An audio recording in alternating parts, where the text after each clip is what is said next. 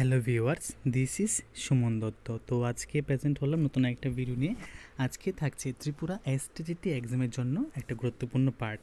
সেই পার্টে আমরা শিখতে চলছি কি সুলতানি সাম্রাজ্য সম্পর্কে গুরুত্বপূর্ণ লাইন বা গুরুত্বপূর্ণ কোশ্চেন বলতে পারো, গুরুত্বপূর্ণ পার্ট বলতে পারো। তো এই পার্টটাকে আমি ভাবছি শুধুমাত্র 2টা পার্টে শেষ করব, দেখা যাক কয়টা পার্টে শেষ হয়।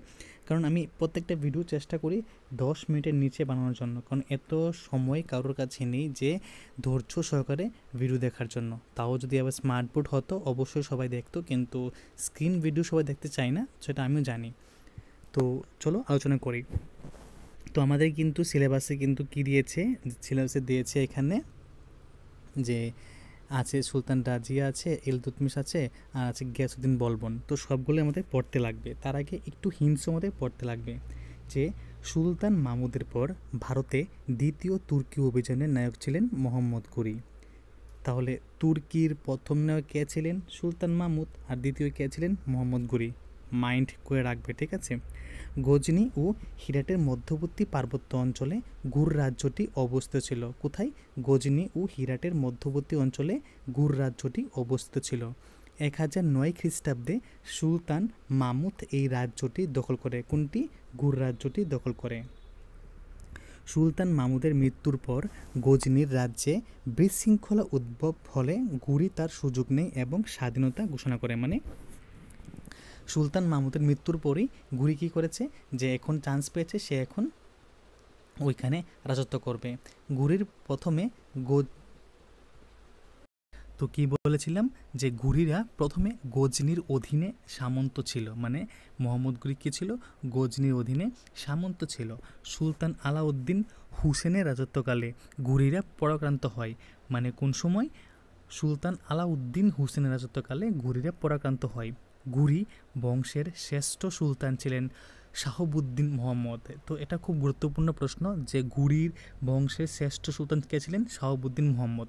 এখন বলতে পারো যে এগুলো তো আমাদের সিলেবাসে নেই, কিন্তু সিলেবাসে নেই তারা শুধু মানে পারফেক্ট যেগুলা অ্যাকচুয়াল টপিক দিয়েছে, কিন্তু টপিকের আগে কিন্তু পড়তে হবে। না পড়লে কিন্তু পরীক্ষার মধ্যে প্রশ্ন আসতে পারে যে ঘুরি বংশের শ্রেষ্ঠ সুলতানকে শাহাবুদ্দিন মোহাম্মদ। এখন যারা এই ভিডিও দেখবে প্রথম থেকে লাস্ট অবধি দেখবে, একমাত্র তারাই এই প্রশ্নের উত্তর দিতে পারবে যদি বাই চান্স এরকম প্রশ্ন আসে যে ঘুরি বংশের শ্রেষ্ঠ সুলতান কে ছিলেন?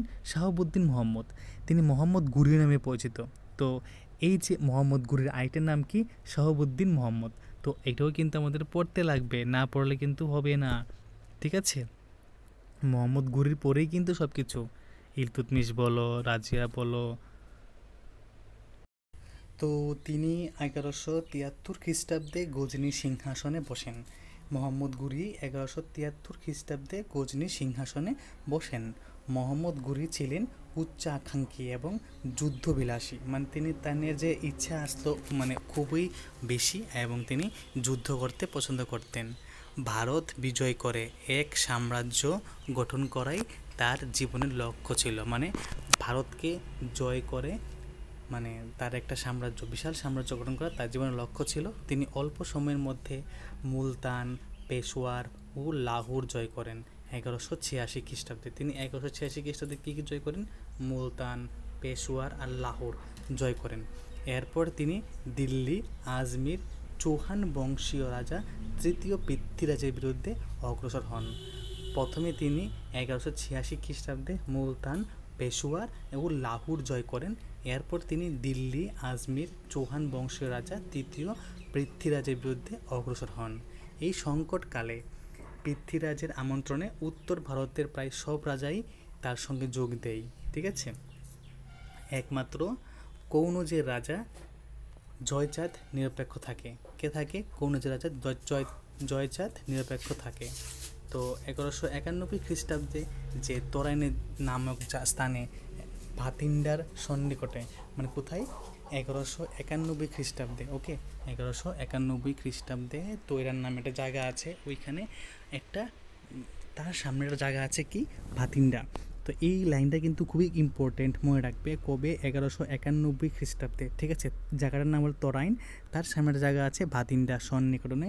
মোহাম্মদ ঘুরির সঙ্গে পৃথ্বীরাজের প্রথম যুদ্ধ হয়, মানে অনেক অনেক অনেক যুদ্ধ হয়। সেই যুদ্ধে কী হয়েছে, মোহাম্মদ ঘুরি ব্যাক হয়ে মানে ফিরে যান, কারণ ওই সময় মোহাম্মদ ঘুরি হেরে যান। কিন্তু 1192 খ্রিস্টাব্দে, 1191 খ্রিস্টাব্দে প্রথম যে তরাইনের যুদ্ধ হয়েছে, ওইখানে কিন্তু পৃথ্বীরাজ চৌহান জয়লাভ করেছিলেন। কিন্তু 1192 খ্রিস্টাব্দে যে আবার যুদ্ধ হয়েছিল, ওই সময় কিন্তু পৃথ্বীরাজ চৌহান আর জেতেননি। ওই সময় তিনি কী হন? পরাজয় হন, মানে পরাজয় স্বীকার করেন। ওই পরাজয় স্বীকার করার পর ওনাকে হত্যা অবধি করা হয়, মনে রাখবে। তুর্কিরা দিল্লি ও আজমির দখল করে নেয়।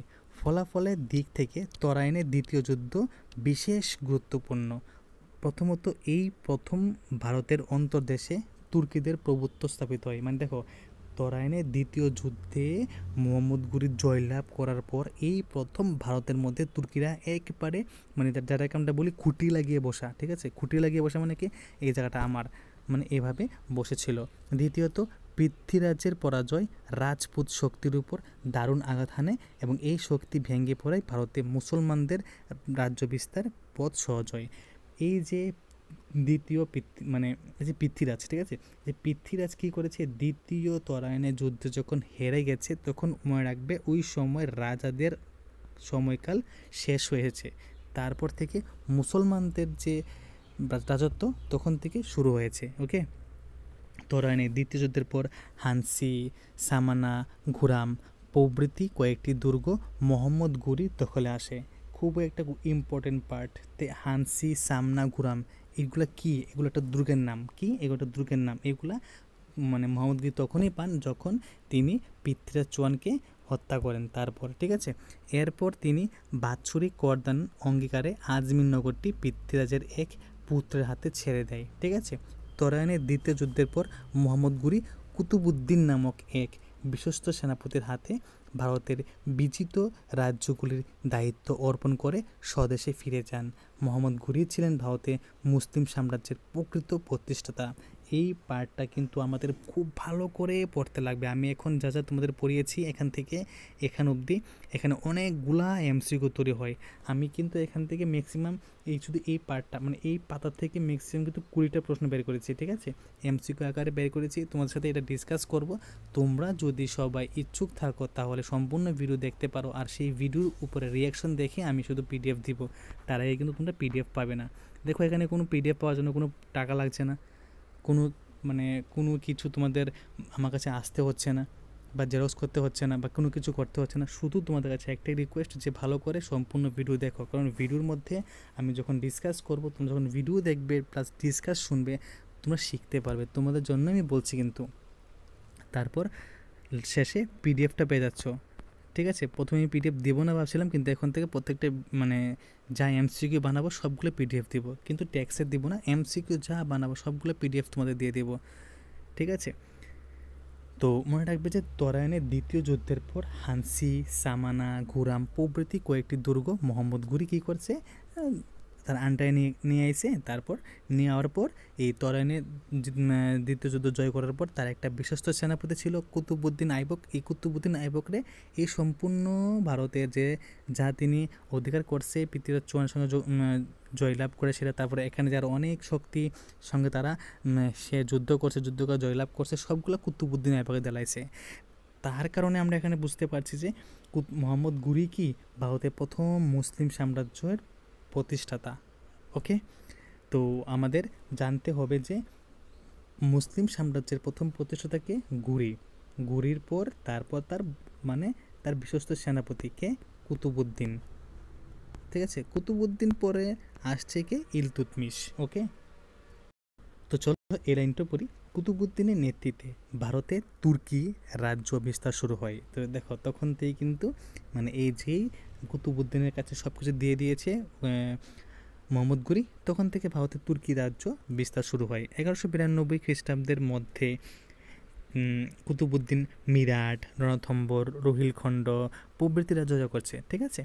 দিল্লি বিজিত রাজ্যের রাজধানী হয়, মানে সব রাজ্যের রাজধানী কী হয়? দিল্লি।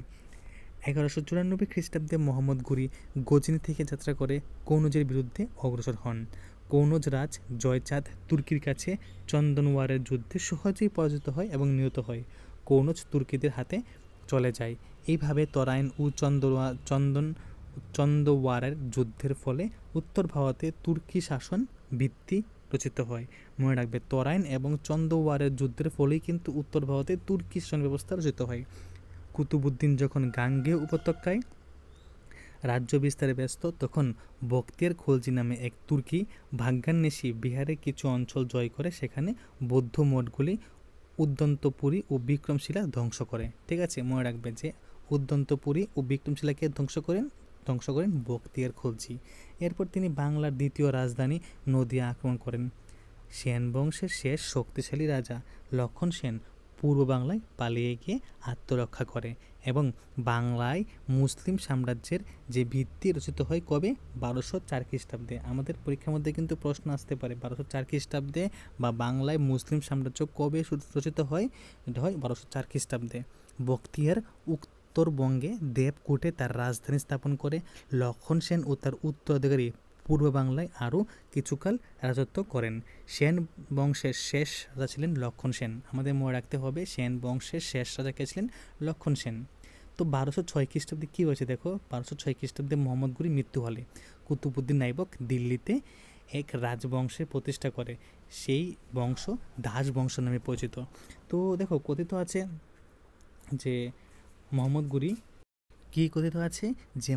ঘুরি 1206 খ্রিস্টাব্দে, ঠিক আছে, 1206 খ্রিস্টাব্দে তিনি নিজ সন্তান সহ, মানে যখন তিনি গজনির দিকে যাচ্ছিলেন, কোথায়?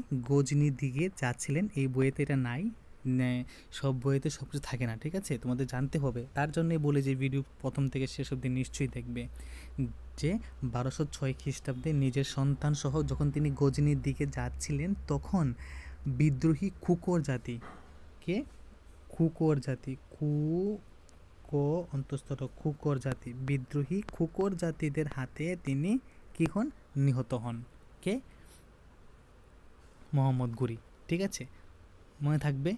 তো এটা তখনই হয়েছে যখন কুতুবুদ্দিন আইবকের উপর সম্পূর্ণ দায়িত্ব দিয়ে তিনি এখন আর কোনো কিছু নাই, এখন শুধুমাত্র সব কিছু কুতুবুদ্দিন দেখবে এ কথা বলে যখন তিনি তার নিজের সন্তানের সাথে চলে যাচ্ছিলেন গজনির দিকে, তখন তিনি বিদ্রোহী খুকর জাতির হাতে তিনি নিহত হন। ঠিক আছে, তো এই হলো, এতটুকু অবধি হলো কি মোহাম্মদ ঘুরি আর কুতুবুদ্দিনের আলোচনা। তো আরেকটু করে দিই যে এখানে যে দিল্লির যে সুলতানি শাসন হয়েছে না, তো তার মধ্যে দেখো প্রথমে আছে কি দাস বংশ। ঠিক আছে, দাস বংশ। তো এখানে এই লাইনটা সম্পূর্ণভাবে নেই, তো আমি চেষ্টা করব আরেকটা ভিডিও বানানোর জন্য। তো দাস বংশ কি 1206 থেকে 90 অবধি। ঠিক আছে, তারপর এখানে নেক্সট কে আছে? নেক্সট আছে এখানে খলজি বংশ। ঠিক আছে, খলজি বংশ হলো 1290 থেকে 1320। ঠিক আছে, তারপর এখানে আছে কি তুগলক বংশ। আমি বলে দিচ্ছি, তোমরা লিখে নাও। ঠিক আছে, তুগলক বংশ 1320 থেকে 1414। ঠিক আছে, তুগলক বংশ। তারপর হলো সৈয়দ বংশ হলো 1414 থেকে 1450 অবধি। ঠিক আছে, তারপর আছে কি লোদি বংশ 1451 থেকে 1526 খ্রিস্টাব্দ পর্যন্ত। ঠিক আছে, কি লোদি বংশ। এই হলো সিরিয়াল বাই সিরিয়াল সব কিছু বংশ গিয়েছে। তো আজকে আমরা এখানে শুধুমাত্র এখানে কি পড়লাম? মোহাম্মদ ঘুরি অবধি পড়লাম। তো নেক্সট ভিডিওতে আমরা এখানে ইলতুৎমিশ, তারপর এই সুলতান রাজিয়া, তারপর এখানে আছে কি গিয়াসউদ্দিন বলবন। ঠিক আছে, এই ব্যাপারে আমরা এখানে আলোচনা করব। তো দেখা হচ্ছে একটা গুরুত্বপূর্ণ ভিডিওতে। প্রথম থেকে শেষ অবধি দেখার জন্য তোমাদেরকে অসংখ্য ধন্যবাদ, এবং অবশ্যই তুমি যদি চ্যানেল নতুন হয়ে থাকো তাহলে চ্যানেলটা সাবস্ক্রাইব করবে এবং নোটিফিকেশনে গিয়ে অল প্রেস করে রাখবে। আর অবশ্যই তোমাদেরকে আবারও বলছি যে ভিডিও সম্পূর্ণ দেখবে। ধন্যবাদ।